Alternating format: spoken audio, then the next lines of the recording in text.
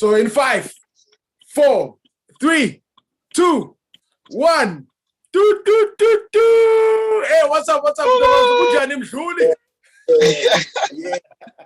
Nick. The one and only Mdluli. All right, boys. I'm writing, Pralusta. Yeah, everything is moving nicely. Everything swiftly, softly, so. Yeah. Soft life. Soft life. Soft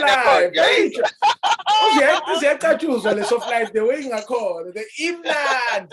So I want us to really hit the ground running today. So to the people who don't know who you are, how would you introduce yourself to them? Well, for the people who don't know me, ngaqala ngokuthi igama Ntokozo Mdluli. I was born and raised here in the East Rand, Fosloras, and East Rand. Kasle. It was the line. Oh yeah, you know. Yeah, Fosloras and a small suburb here in Boksburg called Freeway Park. Yes, that's where I'm from. I'm a drummer. I'm a born again Christian, and I love music. I love positivity. Yeah, pretty much. So, going back to, I want childhood, like your childhood.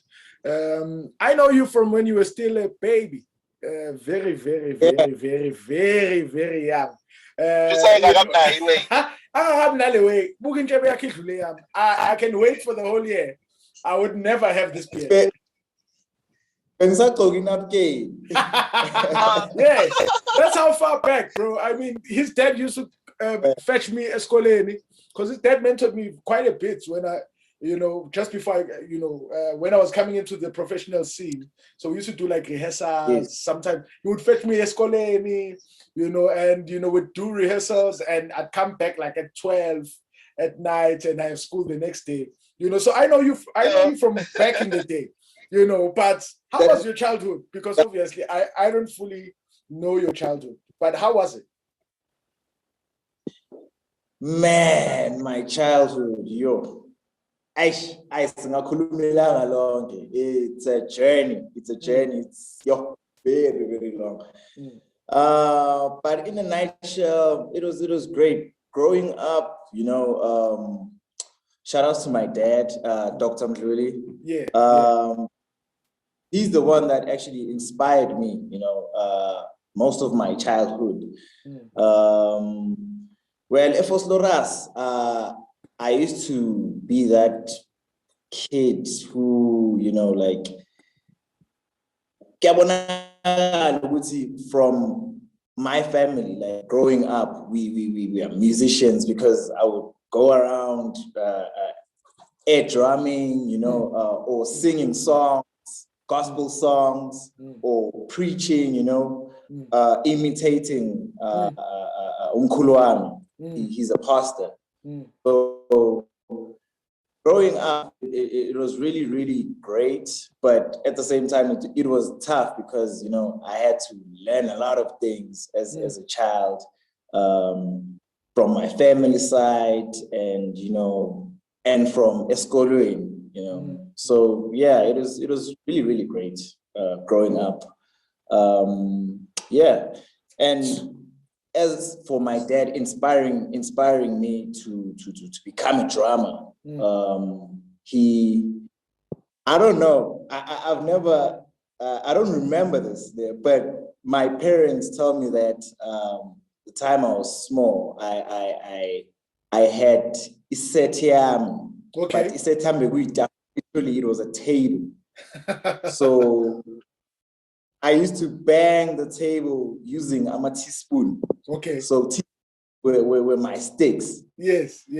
So most of my childhood, that those things, it was part of my childhood. And owning a set, yama bagete, Sure. Shooting it's on the right track. I used to rock that. Exeni,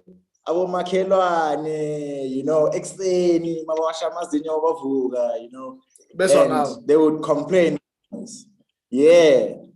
So that was part of my childhood. That's how I grew up most of the time. Manguye crash on a street, at Martin, and I rock, or I go back to the table. I go start banging the table. Yeah. So that was it. So Leroy, I want you to jump in, but before you go in, I also wanted to know, so I mean, because your father and your family was in music, I know your mother also sings, and Mdluli sang like big records, So I wanted to know, was there any pressure, for you growing up? Seeing all of these people who are doing music at the highest level, did you feel like there was pressure, for you to, to be great, or, it didn't really bother you, or there was no pressure? Honestly speaking, there was no pressure. No pressure at all, because into essentially, it's a kazini. From my dad, he used to take me, take me to work. So I would see him in action, and as you imitate your parent or your elders, So from my dad, I used to see him in action, and I used to make sure that I pay attention. This is how they work, or this is how they do it, or and then I would go back home, imitate or do what they did, or try to teach myself. Why do you do that? Okay. And sometimes he would tell me, sometimes you would be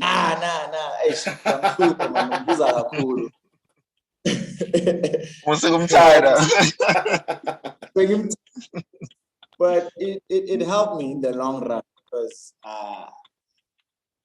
I didn't have pressure at all. I didn't have pressure at all. Seeing them do it with me, and going to church with them every Sunday, or there's meet services. I was just exposed to a lot of great musicians around me. So yes, it wasn't hard or difficult, if I may say. Yes. Okay. Leroy, jump in, bro. Nice, man. So being exposed in this music thing, udlala nase church. I'm sure you played a lot at church as a youngster. Where did you get that opportunity? Okay, now I'm a different drummer now, from ematinini to an acoustic. Was it still was it still a church where you discovered okay, yashangana manje group that sengiyayihlaba-ke manje, yabo? Now ama-chops aseyeza. Yes, definitely. Iyaphela service manje. It definitely was a church. Yeah, how do you know that? It was a church, because we drummers at church.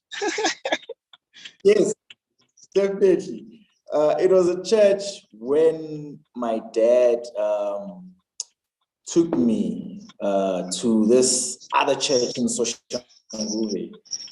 We played together for the very first time. It was literally the first time playing with my dad there. from practicing as a child and growing up and watching a lot of cassettes. At that time, it's just a cassette, video cassettes. Yeah. My VHS. Yes. From that, it was my first time playing with my dad. It was church songs. Is why, and born like it just came naturally. It just came naturally. Okay, I can play a worshiping song. I can play a chorus, and the young guide, he was guiding me, and after the service, I remember him telling me that, yeah, you see now, you are ready. Keep on practicing. It, but just keep on practicing. You've got it. Yeah. Now I can play with you anyway. Yeah. Basically. Yeah. Oh, so, nice. Yeah. It's beautiful. It's beautiful living with a legend at home, man. I mean, at least man. Man, you are sitting with all a these legend. things are just here. Yeah, they're here. I mean, his friends are dope musicians. If we're all like this. Hey, Joe. I mean, it's a real beauty, to witness. But what would you say is the first the gig that really opened things up for you? Where when you, after doing this gig, then people started calling, and everybody kind of knew. I mean, there's that one gig all the time where you feel a shift. It's like after this gig, everybody is like, hey guys, let's book this person. This person is really here. Yes. It's a lot of them. A lot of them, but I'll try to. We just have that one. The one that shifted, yeah. I'll try to mention this one. Cool. Sorry about that. It's okay. It was when I was 16 years old. I was still in high school that time. I did a gig with Vusi Nova. Okay. And it was my first time appearing on TV. I did Skype with him. And actually, the person who recommended me for that gig, it was Snigiwe Mawaso. Yeah. So he was supposed to do it, but he was like, I can't do it. So can you fill up for me? And I was like, whoa. Wow. I was scared. I was scared. Honestly scared. But he tried to, motivate me. He was like, no, do it. Yeah. Do it. You can't. No, I know. You can't do it. So from that gig, people started to call me. Actually, people started to recommend me a lot, As a 16-year-old. So yes, as a 16-year-old, from that gig, I saw the shift. I was like, okay, this thing is actually, coming together. Yeah. It's actually happening. Come on, Leroy. You have over to you, Leroy. Yeah, did his perspective change from then as a 16-year-old to Subo and this thing is making money, and it changed your career into something else, or were you just looking forward in being a musician, really, in any way? Well, I was a musician professionally. That's what I was looking at, because as I saw the shift, I was like, whoa, I can actually, make this my career, about it. I love it. It's in me, it's subliminal.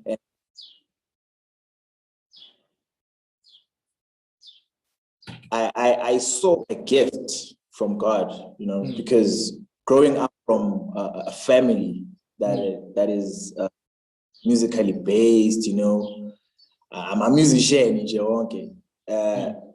Ingonisile ukuthi ebuya kuNkulunkulu isibusiso, and I can go with it, and I can inspire the person with it, you know. So the pressure from home, even nomthelela in a way, like everybody's doing it at home, so Nami, I'll carry on from doing it from there. Yes. So Fetsu, you were like, yeah, carry on. Sorry. Carry on. You can carry on. Yes. From my dad's side, my dad, no baba mncane wami, because they were like inside the music industry, you know, like hardcore, and they were doing it. Yeah. I can actually do this as well. If they can pull it off, yeah, I can also pull it off, you know. Mdluli. Yeah. There we go. So, what influenced your musical approach? If to look back at from when you started to where you are now, what influenced, you know, your approach? Well, for my generation, it's just a lot. It's tricky, guys, but I'll try to mention a few. Well, growing up as a young musician, I realized where I come from, there's great musicians and great musicians that I can like look up to and be influenced from. Like Ulungile Madonna, Uncle, you are one of. Sure. Kuboni. Yeah. Jacob Nolusu. He used to play with my dad a lot. I know. I remember good True Hill. Yeah. True Hill. True Hill. Snigiwe Mabaso, Busiso Matebula. Those drummers, all of them, they're from the East End, and I grew up looking up to them and listening to them. So they actually have an influence approach. All right. I'm with you. Leroy, do you want to jump in or should I? Yeah, that's dope. That's dope, man. So you were rocking from 16 years. Yes. From 16. So man. TV una 16. Lalela baba, 16. Eskele lo mchita akasana ndaba neskele. Started mang 13 kahle. Mona 13 years old. Yeah. Bese khola. Mafezi. Lo mchita urecommendwa usnikiwe at 16 years old. Yeah. So we should Magana 13. What's okay? I think maybe the next question I'd like to ask is what's the first gig that paid you? Who was it with and how much did you get? Oh, the first gig it was a wedding gig. Now I can't recommend usnikiwe. I got called by Bafana Mtambo. Yeah. He was like, yo, can you come do a wedding gig at my church? It's not paying much, but we'll give you 500 for the wedding. And I think it was 13 years.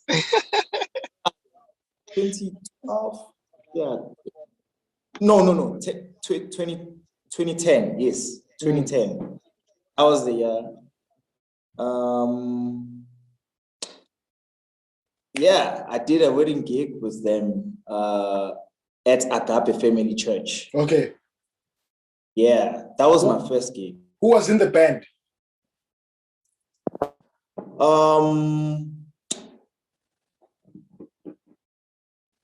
Oh, it's a long time ago. I'm trying to remember. It was Tato Mtembu. Yeah. On keys. Shout outs to him. Yeah. Shout outs to him.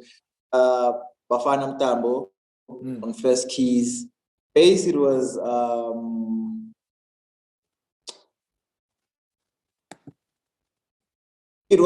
Patrick.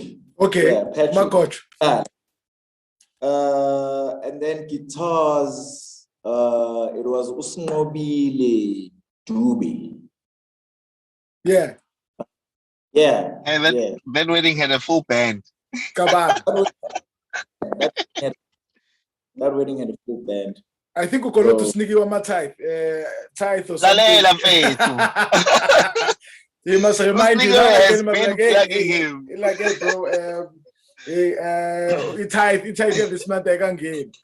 So there was a question on Facebook. His name is Mdluli. I don't know. Did I catch you there? No. You didn't. Okay. There's a question about Mdluli like on Facebook. He says, does he only make money through music? If not, what else does he do? Well, I teach. Nice. I teach. I do private lessons. Okay. If I'm off stage, or I'm not sessioning, or doing the gigs, that's what I do. Yes, that's what I do. Very dope. Very dope. Jump in, bro. So in the teaching space, you teach them the fundamentals of drumming, or you teach them holistically as music, where they have to read and hear stuff oral, yabo? Or you just teach them kids the drumming? I teach them the drumming. Okay. Yeah. The real stuff, I'm still learning how to, so I'm not good at it, but trying to tap into that as well, so that they also tap into that. But I teach them the whole kit, music, how to play. Yeah, basically. Yeah. No, that's very nice. Do you have a certain age group? Sorry. No, do you have a certain age group? No, like it can be anyone. Do you think it can be anyone from young or yeah? I also wanted to get to your philosophy as far as music is concerned. Now and again, we ask these kind of questions where we try to understand what your view is when it comes to music, and also as a teacher. Do you teach them what they are looking to learn, or do they follow a program that you have put where you maybe are trying to influence how they look at how they look at music? So basically there's two questions. One is there a thing that you're following, or are you responding to them? Like, for example, does someone come to you and say, hey man, I'd like to learn, for example, how to chop? Like, okay, cool, this is how you chop. Or I'd love to learn how you build grooves. Okay, this is how you build grooves. Or do you just have like almost like a syllabus or thing that you tell them, this is the first thing, we start with rudiments from here, the next thing is this? Yeah, I just wanted to find out. Well, I start off like with basically like what I've learned, sure, and the things that I know and I think might help them. Okay. Because I first check Uguti, okay, where is he lacking or where is she lacking? Yeah. You see. And then I take it from there. But I just give them what I know.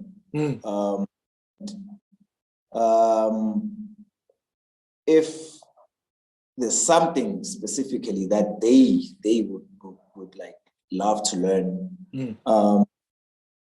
Yes, Bayang Buza, they asked me, and I try to teach, and I try to show them the way I can. Okay. Yeah. No, great. That's. Yeah, Leroy. I think your mic is off, Lee. Oh, sorry. Sure. My bad. I want to find out from from your point of view, your thinking and your take. What do you think of the music industry in South Africa as an upcoming musician yourself? And do you think the arts and culture is a musician as such, or in abantu bayo that is catering for? It's both ways. It's both ways. Khona abantu abaseceleni vele.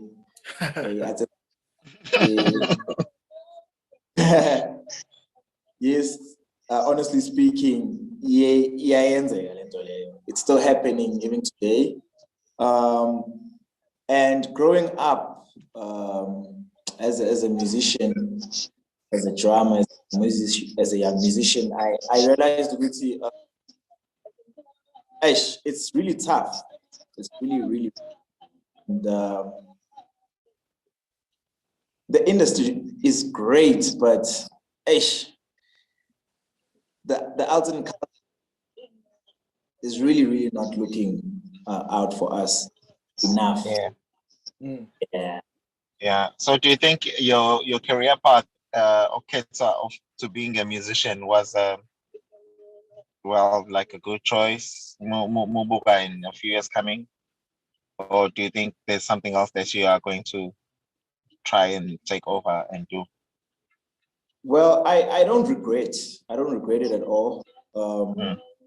Because as I am still, growing up and learning the music industry, the ropes, everything, I still have a chance, and I see Uguti, I can still venture into other departments, outside music. It can be a different career. It can be anything that I can like do or make it as a stream of income, as my. All right. So what experience gave you your most valuable lesson? So I need you to think deep and think about your experiences and figure out the one that gave you your most valuable lesson. And what was the lesson?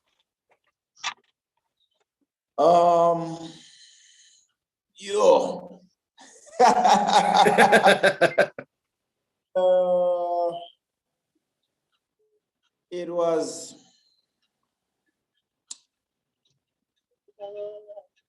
Remember the time you took me to Winnie's? Oh yeah. I remember. I think we had a car problem that day, or something happened. Yes, problem. That day, it was my first time meeting this great musician. Well, I didn't go and play. I wasn't playing. Remember, I just went to go watch. Yeah, I went there to watch, and I had a conversation with this great musician, great drummer, Ramon Sampson. Shout out to him. He said, he asked me a very important question. It was a very simple question, but it's very important. I didn't see it coming. He said to me, he asked me, are you a musician? Are you proud of that? Are you sure that you are a real musician?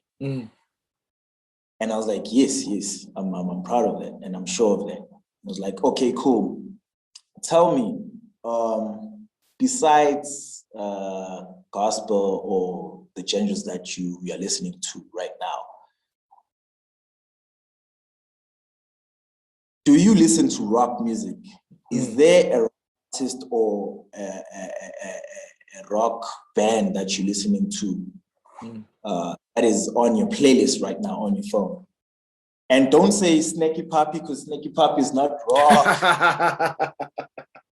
Don't even go there. And I was speechless. I froze. I froze and I couldn't answer that. And he was like, yeah. You check that out, because you can't say you're a musician and you don't listen to all the genres. Listen to all. Being a musician, it comes with that, listening to all the genres. And even when you practice, don't practice chops only, don't practice patterns only, don't practice rudiments only, practice everything. Practice rudiments, chops, practice everything, practice the subdivisions, be a package. And that actually taught me, and it helped me to also like look at other things that I'm lacking on.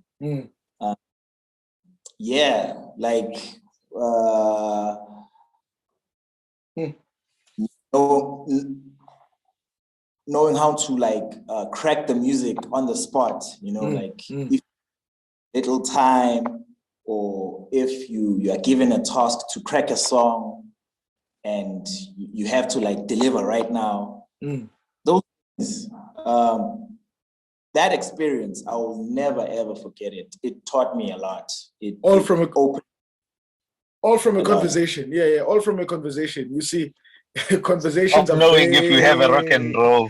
Yeah, conversations are very important, yo. I mean, you guys were not sitting on the drum. You were just talking. They are. And it opened something in your head to say, maybe this is what I need to be doing. But packaging yourself. Yeah. Exactly. No, I think great stuff, man. Thanks for sharing that bit. Lee, you want to ask something, or should I? You get into TV. You're doing these DVDs. This first DVD that you recorded, how was that plug going? And were you specific in terms of, I need this brand, I need this symbols, or did you come with your own things? What was the thing behind everything on that take? At the back of your head, knowing what you're going for that gig. Are you talking about like the very first live DVD I've ever recorded? Or yeah. Well, I wasn't specific on the things that I wanted to use, but they always ask for your tech rider, what you're gonna prefer on stage, what are you gonna crunch the show with. Well, I always carry my equipment, so nice. I request whatever brand that they have that I think it might be good. I'm not very like selective on it. So I take my equipment and I use the equipment that I've requested on the rider. So mix up whatever that is, anything that is going to work for or for the recording. Yeah. All right. Okay. So what is your dream for the industry?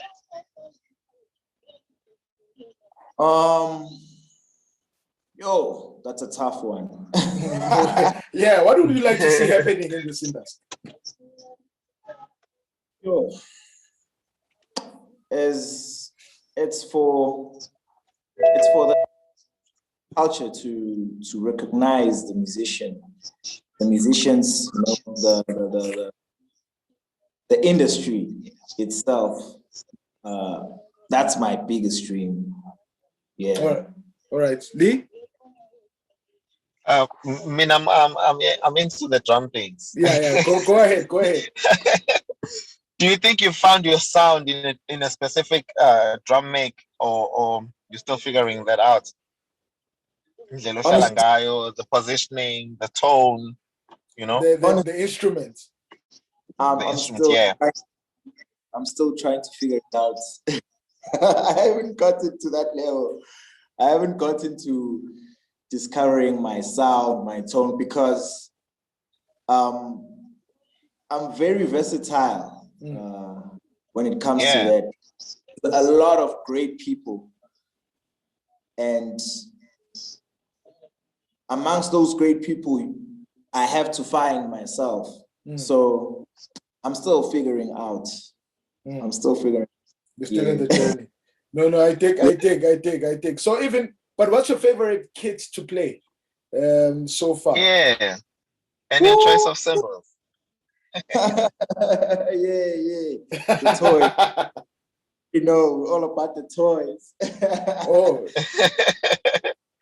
Yeah. Tama. Binger. Okay. Yeah. I love Tama Binger. It sounds so nice. The short tones. Sorry? The short tones or the long tones? Both actually. Nice. It's a great brand. So their hardware is very, very, very dope. Symbols, woo! It's a difficult one as well. There are a lot of great brands that I know, but I would say Mino. Okay. Yeah. Minos and Zildjian. Any Mino symbols, any Zildjian symbols. I love them. I love those. Okay. All right. Nice. No, I've got actually one last question that I want to ask. But before I ask it, let's talk a little bit about. I remember you did an international gig with. You've been doing a couple of international gigs now that I'm thinking about it. But you did that one with.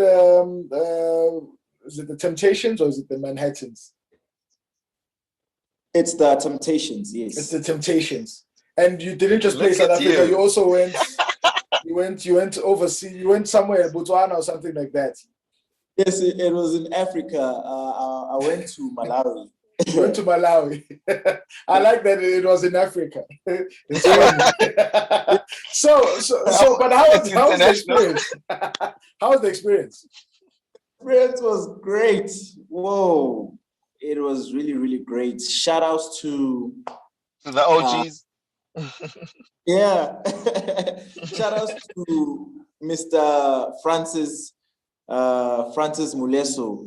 He's the one that organized the whole event. Okay. Whole gig, the whole shandies. Shout outs to Ubragep, Mr. Gabriel Sterman, yes. He's the one that called me for the gig. Okay. But I was supposed to actually do the Manhattans, but there were like changes. Okay. I was on that as well, but yeah, there were a few changes. So they called me in for the Temptations. So the experience was out of this world. From like the treatment, I've been treated like this before. Yeah. The hospitality to hotels, accommodation, the rig. Yeah, even the gig itself, like the people who attended there, the energy was really, really nice. And to meet the Temptations, the dancers, the MD. Yeah, I had a tough time with the MD because he tried to make sure that I know the music and I'm tight with the music, because everything that they did, it was like basically controlled by the drummer. Okay. And when I play, they dance. So every dance move that they do, you must know. I must chorus them.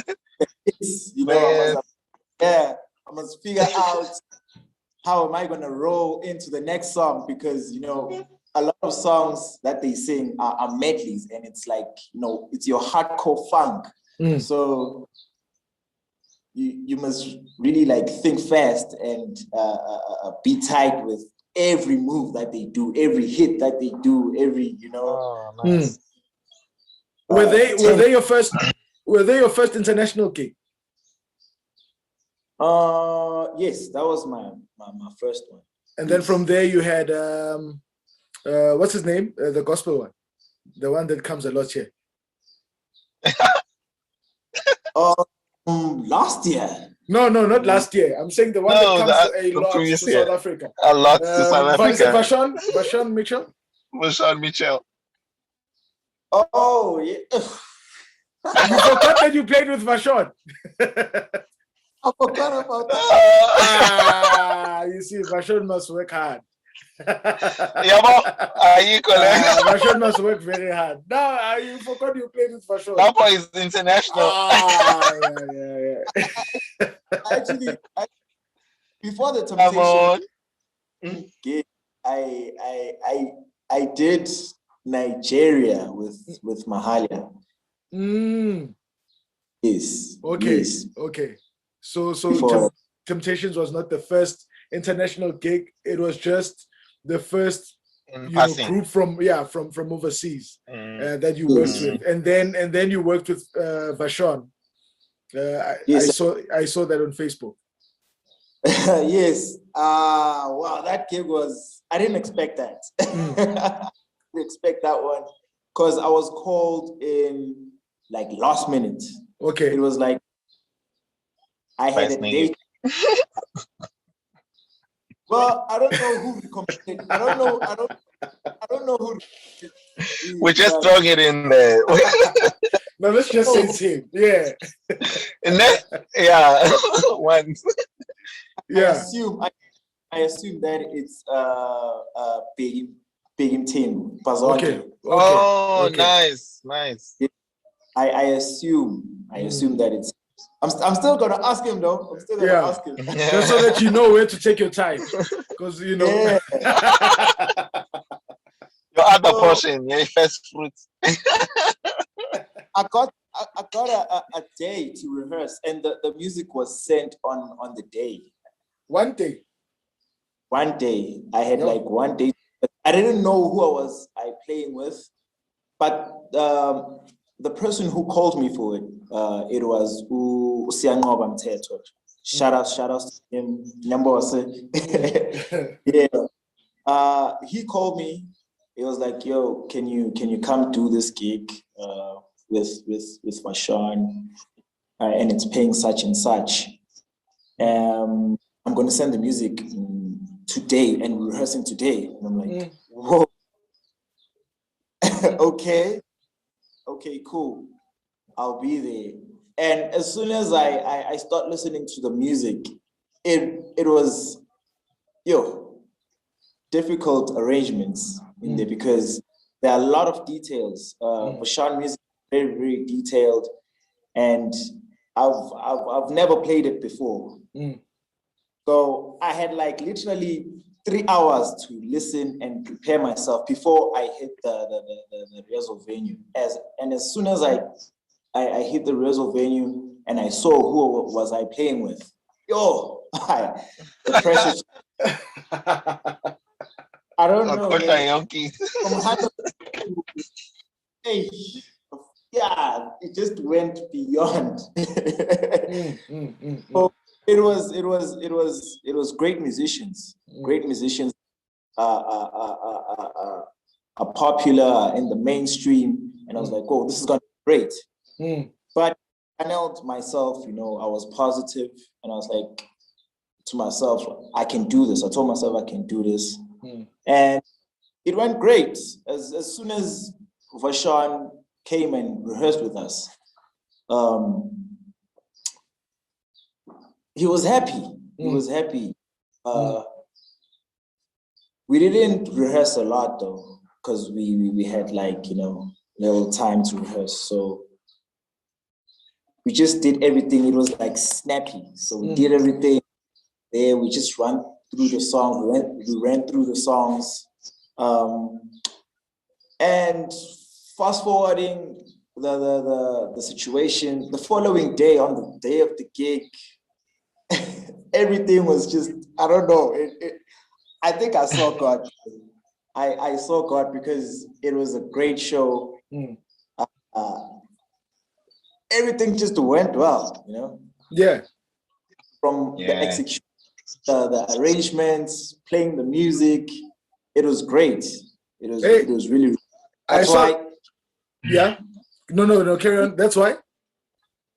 That's why they called me again to do a gig with him here in the East End. Nice. So yeah. Oh, nice. Nice. No. But for I saw that gig. That gig was nice. It was fine. I think the first that first one was in Mpumalanga or something. Or am I? It was in Witbank. Yeah. Yeah. No. I saw it, and the other one I was checking those two because I saw some clips there. I was like, yo. Now we are yeah.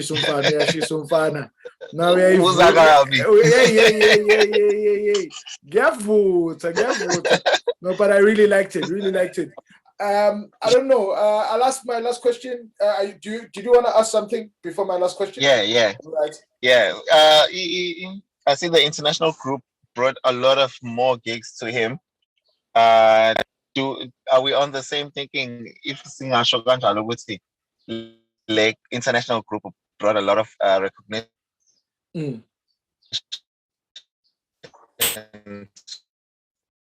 Yeah.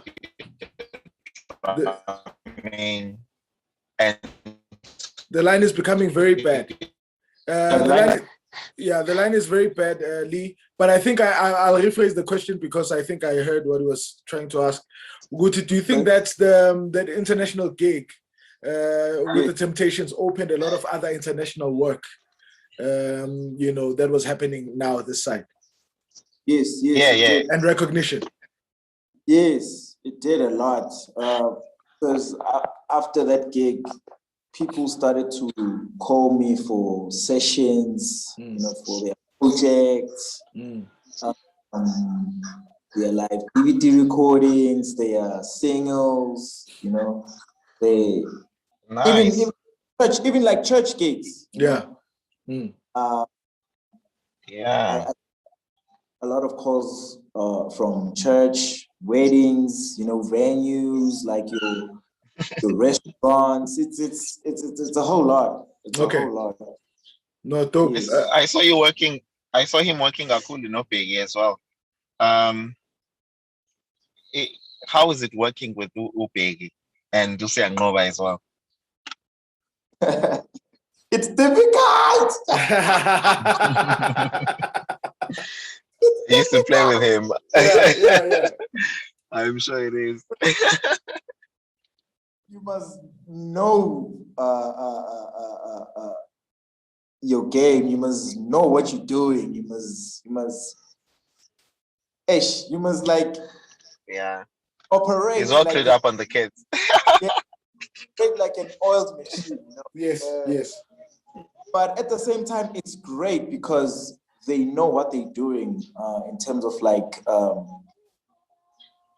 directing the music and showing you how to interpret the music. And actually, I have to say this. This is like outside music because working with them, I got the opportunity to like, chill with them, outside music, and know them better and get to,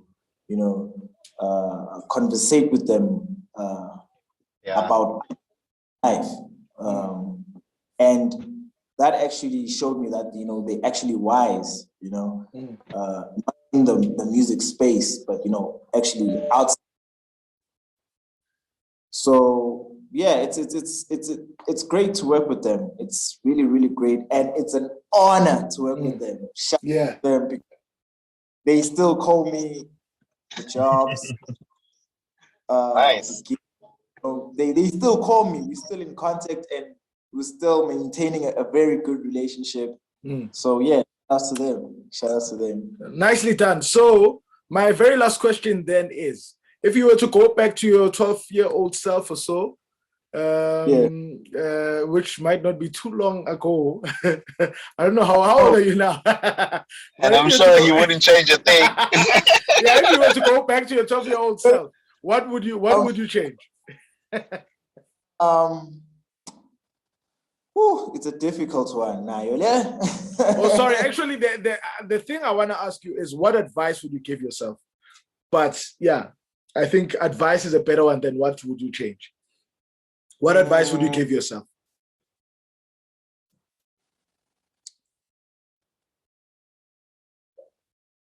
I would give myself an advice of, this is a really difficult one. I know.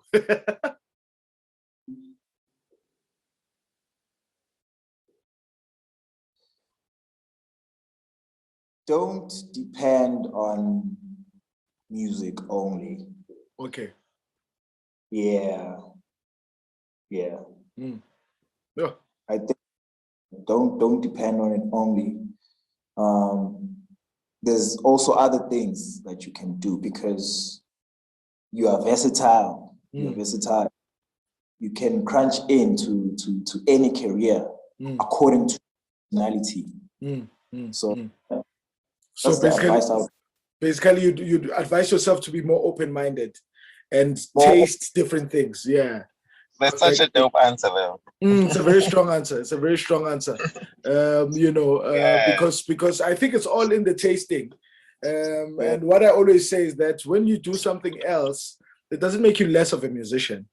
You're still a musician, if you're a doctor and you're a musician, I mean, Dr. Dumi is a doctor and a musician, hitting both of them at the highest level, so it doesn't make you any less of the other thing.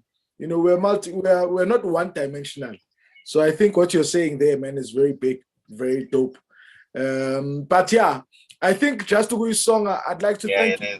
Yeah, for coming through, man. Long time coming. I wanted us to meet like this here on Drum Catalyst. Thank you. Yes, man. And yeah, carry on teaching, man. Carry on sharing. Big shout out to you. Yes, and greet your mom and dad. Yeah, tell them you were at the Drum Catalyst. I actually saw your mom yesterday. I saw your mom and your dad yesterday. Yes, and they were like, they told me that. They told me. I was with Upralulu. Yeah, they told me that. Upralulu. There you go. Yeah, it's protocol, my brother. No, it was nice. They told me, don't worry. We've already even told the family, that this Drum Catalyst Saturday. No, Pasiabonga Kulu, man. Send our love to them. We really truly love them. I mean, they really have done a lot for the music industry. And I mean, also Nati, we wouldn't be here, if it wasn't for them. Yeah, so Siabonga Usbongele Nakbo. Thank you. Big shout out to the ranks. All of them. Yeah, really.